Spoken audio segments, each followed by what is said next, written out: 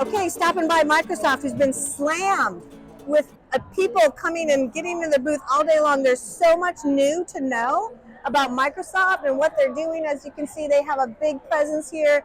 Probably the biggest presence I've ever seen Microsoft have at a show in the 30 years that I've been in the market.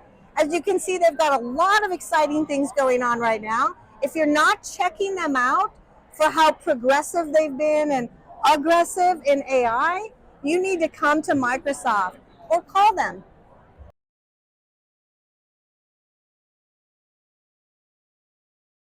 Hi, I'm Chris Klein, Vice President of Education for Advanced Education, also known as Class VR.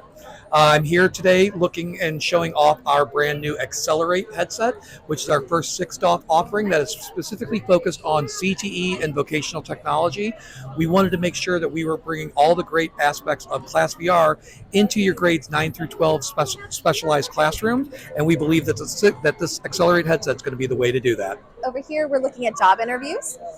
As far as the job interviews go, our students don't have a whole lot of experience with interpersonal communication, especially since COVID. Gotta love that. But what it allows them to do is do these interviews with an AI character that's going to give them that opportunity to answer those questions exactly like they would in an interview, and then it gives them the feedback. So it's listening to them talking. It will tell them if they're fidgeting too much because they're using their hand controllers, and it'll tell them if they need to adjust how they're delivering what they're saying to their interviewer. So we're also going to offer the vocational training. This one's going to dive deep into each individual career. So you've got your dialysis technician, where you are actually going in and with your nursing assistant, you are taking the vitals of an actual patient. Then you can do the welding, where you're cutting the metal in half using a welding torch. In the construction, you're building everything on there as well. So it's giving you that opportunity to put everything together for your careers. So as you know, setting up sets takes a long time. Livonia Public School started using our classroom projectors to do digital sets. You can see there's a marker, there's a teleprompter. It gets students engaged because they can help create the content. It reduces time by a fraction because it's digital. So projection technology can be used for also theater setup. And last but not least is our sports application. If you've seen Nike's done this in New York, where you're basically running and racing against a digital runner. And this can also be used in gymnasium, so you can basically practice your dribble, race against some athletes, and bring immersion into a social setting for students and teachers.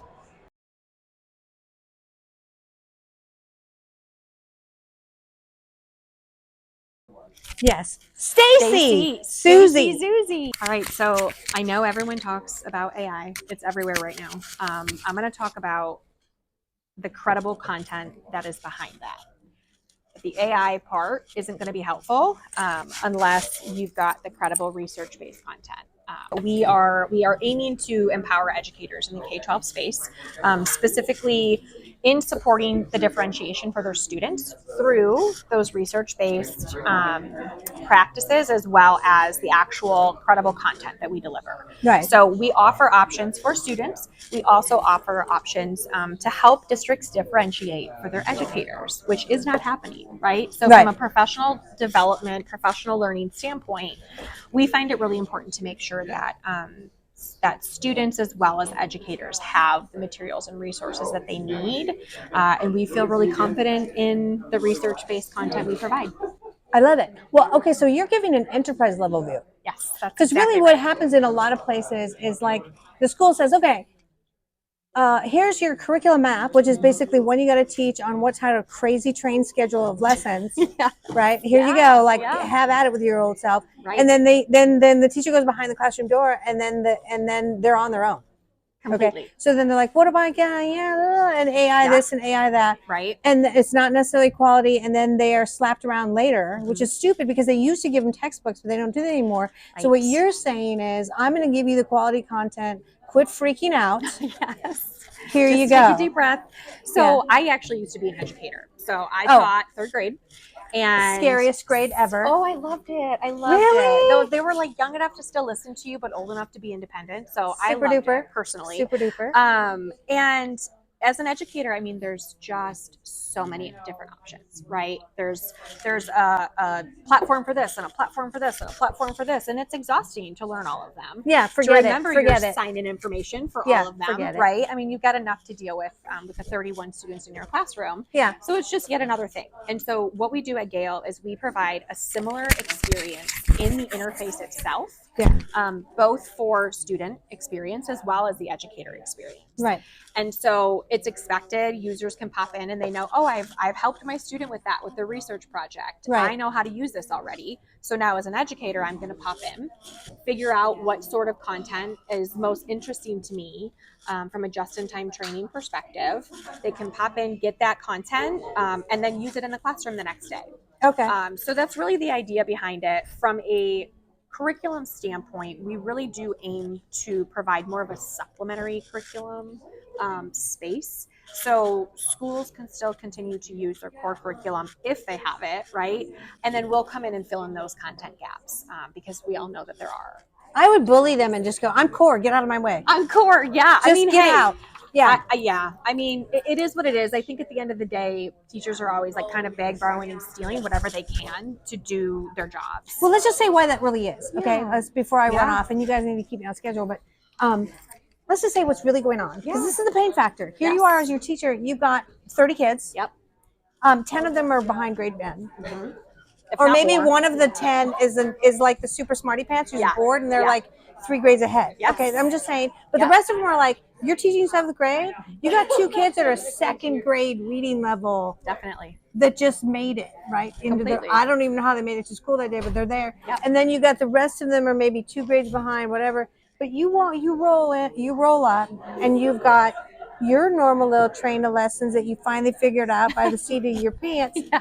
And then you got to now make up other stuff. Your Right. personalization burden is off the charts. The burnout rate That's right. at the teacher level is off the charts. So when you That's why I made it 5 you years. say remedial, Yeah. I don't know that is a real word anymore. Mm-hmm. It's really meeting the person where they're at. That's right. That's Let's exactly just get rid of remedial. Yeah, no, Like, it forget it. needs to be differentiating the resources to meet the students where they are, Right, to meet the educators where they are, right. right? For sure. Yeah, Yeah. And what our products do at Gale is they allow that process to Right. take place a lot faster than it is right now. I like it. Yeah. Good. I'm coming around. Okay. I'm going to be on camera with you so people know who the voice was. Oh, Hey. Hi, my name's Michelle and I'm from Hackers Jack. We are a cybersecurity and digital literacy learning company with courses from kindergarten to grade 12. We teach different topics such as critical thinking, cybersecurity, network systems and design, and we dive really deeply into the things that are going to keep children safe online. We work with schools throughout the United States, Australia and New Zealand, and our primary function is to give kids the tools and the confidence to be safe and secure, and also give their parents the confidence that when they allow their children on digital media, they can be sure that they are safe.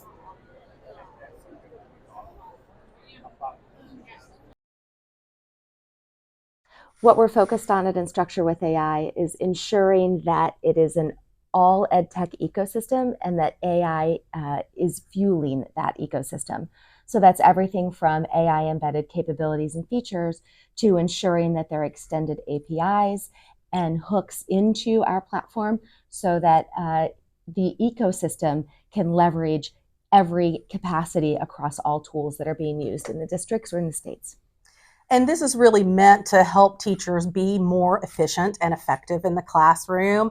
And how do they make sure that the apps that they're using to support the courses really are the ones that are making the biggest difference? Structure, we're looking closely at helping teachers be more efficient in the classroom. We're taking a look at how to support the number of apps, the quality of apps, how do we help them also take data and information from their courses to really streamline and better meet the needs of students? We're also keeping a close eye on all of the policy changes that are going on in education right now, how that affects state and district and school budgets, how that affects the way that we support our most vulnerable students, and then how can our product really come in and help teachers support all of their learners, all of the students that they are supporting across the board. Similarly, at Instructure, we're really focused on where AI can help us best support our teachers and support all learners. So we are looking at approaches to implement new technologies, solve regular challenges for teachers using AI, and also ensuring that we have an open architecture, which I believe is unique in this space, because what it allows for is districts and states to build not only based on what is in our products, but based on all of the products that they're using around our product.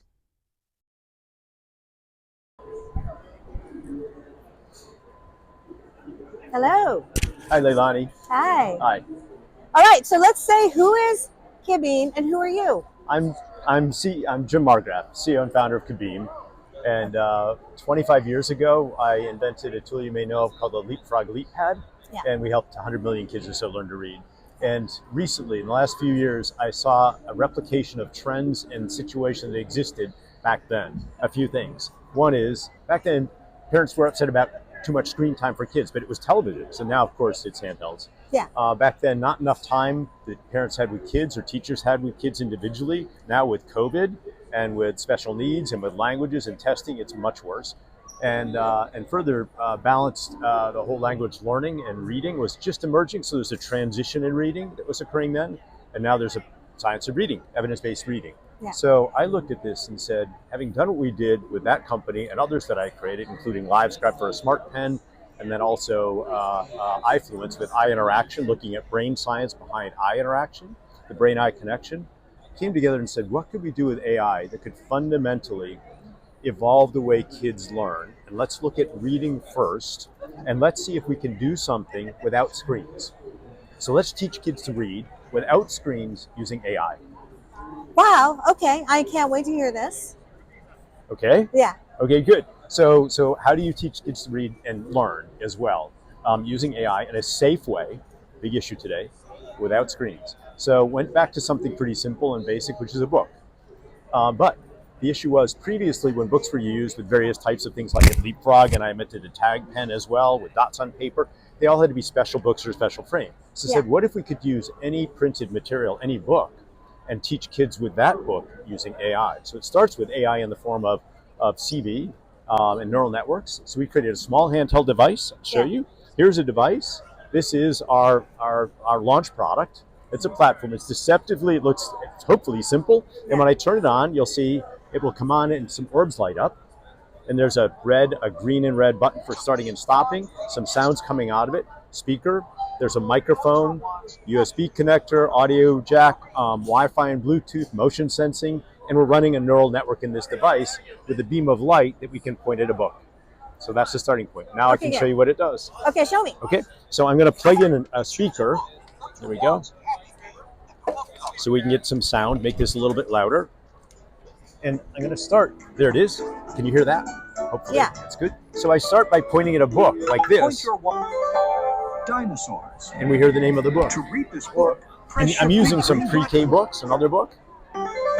Noodle the This is super fun. I want to be a child. Or Fly Guy, really popular. Fly Guy and the Alien. And it might be a hardcover book. To read this book, press the big llamas with lemonade. So just recognizes the book, to read this book, and then you can press start your big reading. green So I'm going to go back to dinosaurs for a second. Here, we'll go to dinosaurs. It says dinosaurs. To read this book, press your big green Okay, I'll push a button. And let's pick a dinosaur. Maybe your favorite dinosaur? How about, I could suggest one, maybe T-Rex. So when I point at the page, watch what happens. New page. It starts reading the page. Tyrannosaurus Rex. They were huge. Some were as long as a bus. So it's read the basic page, and now it'll prompt me. Let's be dino detectives. Point your beam at anything you see. So I might point at a word. They were, what's that word? Huge. Some were as Long a, bus. and maybe this big word up here. Tyrannosaurus Rex. Tyrannosaurus is a big word. Let's break it apart. Hold your wand like a hammer. Hammer on the word until it breaks apart. So I literally have to take my wand and hammer it. Ran. Us. How many parts did the word break into? Listen. Ran. Us. 5 parts. That means there are 5 So you get some syllables. syllables. And one more thing, I'll show you. Tyrannosaurus. If anything on What the else page can I you can discover point at, with like your happy up here, beam? let's look at Jaws. There we go. Jaws. Look in the big picture. Point your beam at the T-Rex's jaws. So go down here to his jaws. T-Rex's jaws were full of sharp teeth for chewing meat. Its teeth were almost as long as bananas. Move your wand like you're eating a banana. Okay, if I don't move it, nothing happens, but I'm going to eat a banana. Yeah. Did you know Okay. T-Rex's open jaws were huge, like an open refrigerator? I think that meant Okay. fill me with food. So What else? let's look at what we're doing. First Yeah. of all, learning for early children is getting them to love and engage with content, with books. It's the number one thing we can do. It's Parents need to do manipulative. this. There's physical skill. That's right. Yes. So we have embodied learning where you're moving, pointing, swirling, thumping, tapping, and more. But you get free play to discover what you'd like. So there's exploration. There's Right. also a guided component to guide you, and it's all based upon skills and standards that are national standards correlated for pre-K and then Okay. going up in age. So Okay. that's foundational. Super fun. I love it. I'm sure the kids are just eating this up. They adore it so much so, in fact, if you look at the amount of time a child might spend with a book like this, Right. take a book, 24, 36 pages, a typical child, 5 to 7, you give them a book without parent supervision, they'll spend 5 to 7 minutes with the book. Right. That's about it. With our wand, tens of thousands of kids we have data on are spending an average of 27 to 28 minutes. Some books like Super Fly Guy, this book, Yeah. 38 minutes on average. And so we're getting, again, exposure to vocabulary, reading skills, exposure to book for pre-K. And then as you move up, we continue to graduate into beyond phonemic awareness, into decoding skills, then vocabulary fluency, comprehension, science of reading. And that's Love with it. existing books. I love this. This is a consumer product It's both. with AI, but it's also obviously needed in schools if they're going to attract and retain students, because they're losing them to homeschooling right now, big time. That's right. That's right. So this is an amazing thing. I'm so glad you did this. Thank you. Thank you Thank very you much. so much. So peace, by the way, this what you're seeing, I'm showing books. It's homes and schools. The pilot we did with Florida in the 60,000 homes, that's going into homes that with kids are below grade in their reading. Okay? For schools for the launch this fall, it's for pre-K, and it's pre-K books based upon, again, skills that are defined nationally. So we're following the standards. You can crosswalk against other learning LMSs. So we've Right. got a way to be able to track this and then give guidance to the teacher with the reports we generate on screen that guide them to know what to do for their kids so they can see what the whole class is doing and each individual student, how they're progressing, and then they age up from there. And so that content we still use in this case, and these books are existing books. We'll be partnering with supplemental and core curriculum companies to take their content, bring it to life, and make it a lot more interesting, save the teachers time in the classroom, give them access to this so that the kids can learn and progress on their own and aligned with what they're doing with the curriculum that they're given. This is awesome. Awesome. I love it. Okay, thank you so much. Thank you.